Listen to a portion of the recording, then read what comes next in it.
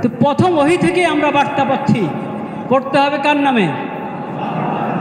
জাগতিক জ্ঞান বিজ্ঞানের চর্চা কার নামে? যদি জাগতিক জ্ঞান বিজ্ঞানের মধ্যে নাস্তিকতা ঢুকানো হয়, বেহায়াপনা ঢুকানো হয়, অশ্লীলতা ঢুকানো হয়, এটা আল্লাহর নামে পড়া যাবে?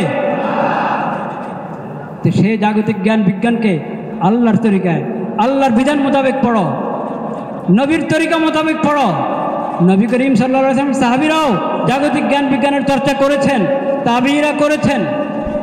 সেটা সিরতের কিতাবের থেকে বের করো, সাহাবা জীবন থেকে বের করো, ওই তরিকা জাগতিক জ্ঞান বিজ্ঞানের চর্চা করো।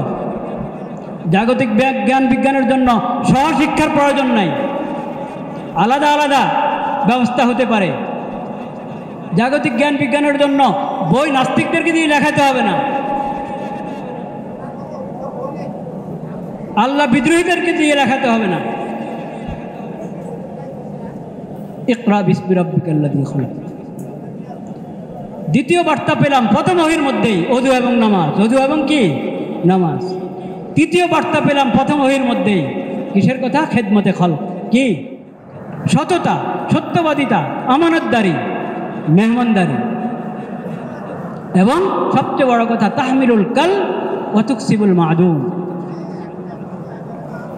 একটু সদকা খায়রাত করলাম তা না, তাহমিলু, অসহায়ের বোঝা বহন করা।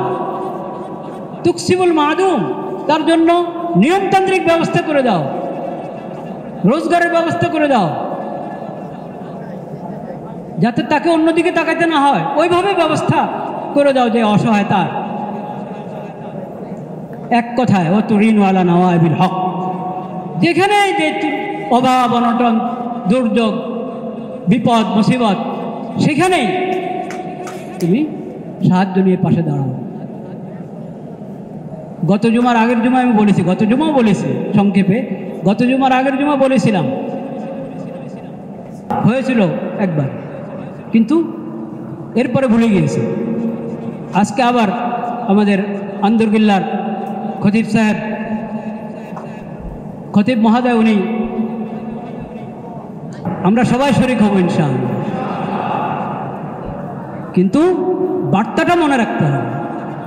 বার্তাটা তো হলো সাহায্য নিয়ে এগিয়ে যাওয়া। আমি বলেছি, আপনারা এই কথা বলতে পারবেন না যে হুজুর কোনো ব্যবস্থা নাই। আপনি খোঁজ নেন চারপাশে, চারপাশে খোঁজ নেন, আপনি নির্ভরযোগ্য মাধ্যম পাবেন সাহায্য পৌঁছানোর জন্য। ওখানে